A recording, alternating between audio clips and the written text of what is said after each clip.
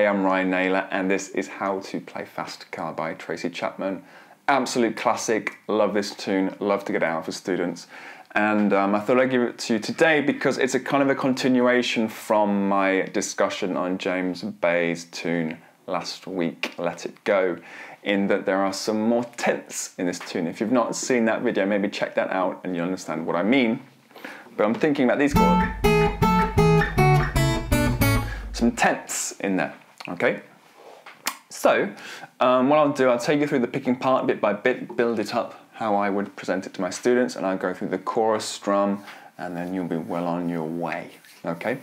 So, kind of the chords being represented in this picking part is C major 7 to G, E minor to D. So if you're an absolute beginner and you want to play this song and not do the picking part, you could do that. You go C major, G, E minor, D. Just look out for the syncopation. 2 and 3, 4, 1 and 2 and 3, 4. You got a fast car, I want to get you anywhere. Maybe we can make a deal. Maybe together we can get somewhere. C and then G. Starting from zero, got nothing to lose. Maybe we'll make something. Me and myself, I got nothing to lose. Prove even. So you can do that. But let's have a look at the picking part and the chords and the fingerings that you need to use. So I've got our C chord, or more specifically, we start in a C major 7. Fingering as normal, fingers 2 and 3. You're going to need finger 1 for a hammer on. Okay, then you're going to go to a G chord. Now we've got a G chord. You're going to want finger 2 on the 6th string and finger 3 on the 2nd string. We're picking strings 6, 3, and 2. Okay, I recommend using that finger 3 because when we slide up to the E minor, which will be in the 8th fret, all fret numbers I will do relative to the capo. So in real terms, I'm in fret 10, but I'm going to say 8, okay, because we're keeping it relative to the capo. We're 8 frets up from the capo, all right?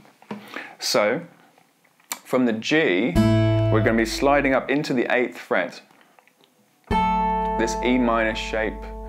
So finger 1 is on string 5, a finger 3 is on string 2, and then we go down to the D, or D at 11. Widen that shape up there. Okay, 1 and 3. So, first of all, you want to be finding those chords and getting used to those movements. So, starting from a C major 7, thumb picks the bass notes, index is on string 3, middle is on string 2. And then to the G, it's back and forth there. The tricky thing is the leap up to the E minor. Now what I say to students sometimes is if you visualize a G-shaped chord, a kind of a rock G, coming off the 8th fret, then take out that bass note. There you go, there it is. Bit of back and forth, the E minor to the D. And then there's a big leap back down to the C shape. So D, C. Recommend a bit of back and forth, chord changing when necessary, finding the shapes.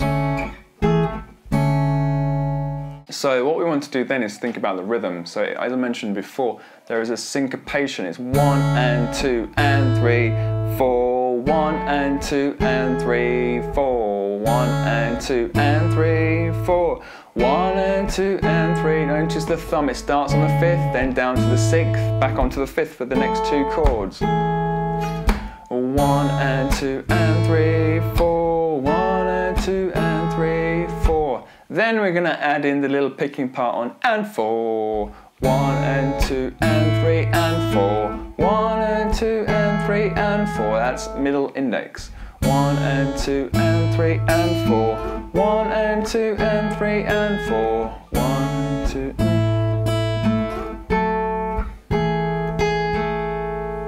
Once you're okay with that, then you can add in the fingers pluck again on beat number 2 of the C chords. 1 and 2.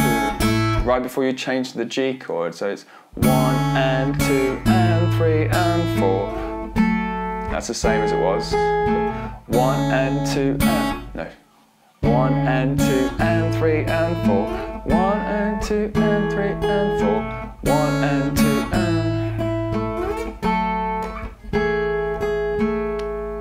Once you've got that, the last stage is the hammer on, which is on the end of beat 1. 1 and 2 is a good whack with finger 1, but keep practicing and that will come to strengthen up that finger. So it's 1 and 2 and 3 and 4.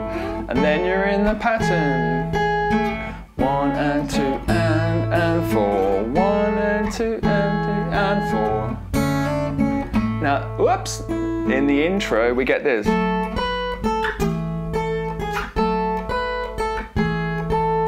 So on the E minor chord,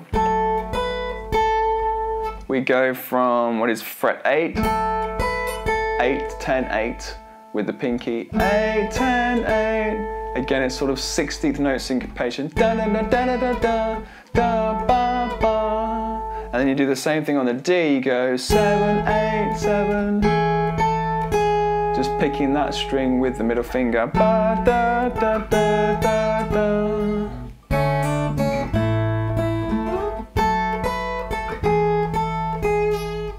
The other thing to consider with the picking part is at the end, the very, very end, we do C.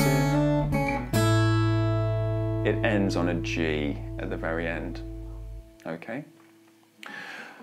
So that picking part runs through practically the entirety of the song with the exception of the chorus. You just keep on doing it. It's like 4 times in the verse and then you do it 2 times between the verses.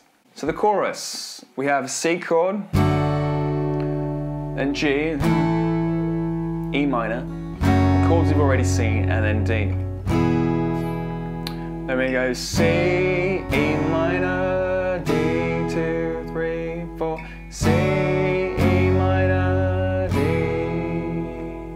C, D. So again, we've got syncopation occurring when we have a chord change inside of the measure.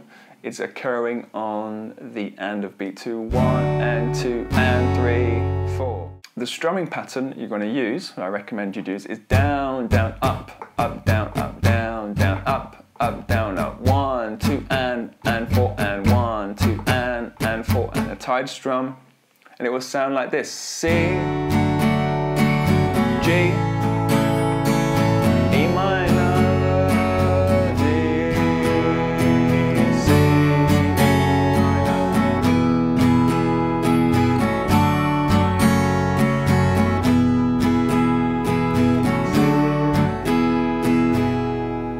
Now those clever ones will have noticed that the chord change, because it's syncopation, it's going to be occurring on an up strum, so look out for that. The C, E minor, D, it's going to be down, down, up. You're changing on the up strum, okay, so look out for that. 1 and 2 and 3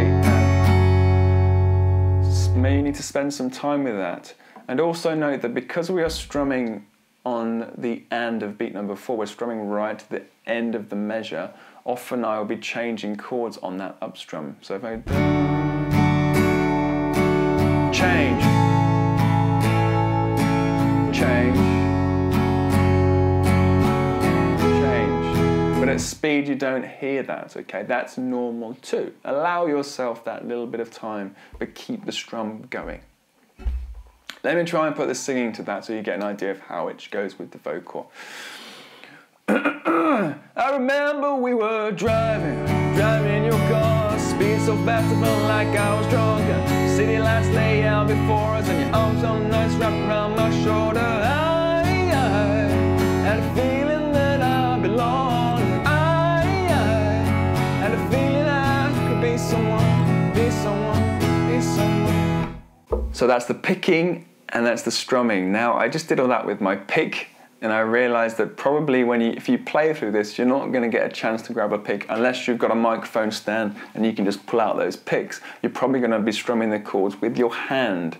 And then when I do this, I tend to do it either with my thumb or, in fact, my index finger. I kind of hold it as if I'm holding a pick, so the nail serves as like the pick. That seems to work nicely for me. Have a experiment, see what works best for you. But the reason I say it is because it's hard to come out of the picking and then be strumming straight away, so you're going to be using your hand. So if I demonstrate, and you need to practice this. Remember we were driving in your car, and then you're into the strumming, okay? Same is true as you come out.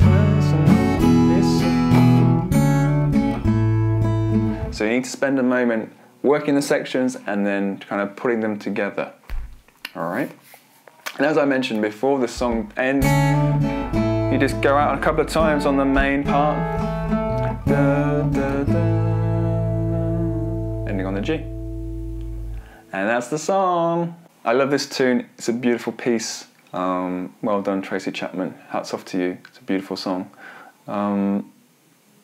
If you enjoyed the video, give me a like. Please do subscribe to my channel if you have not done so already. And I'll see you again very soon. You take care, bye-bye. Bit of a classic, this one, and it's a lovely little...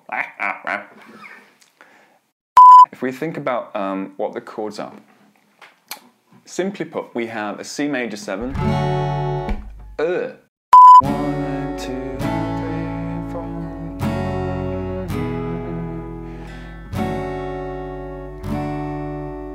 You got a fair, you got a fair, you got a fair.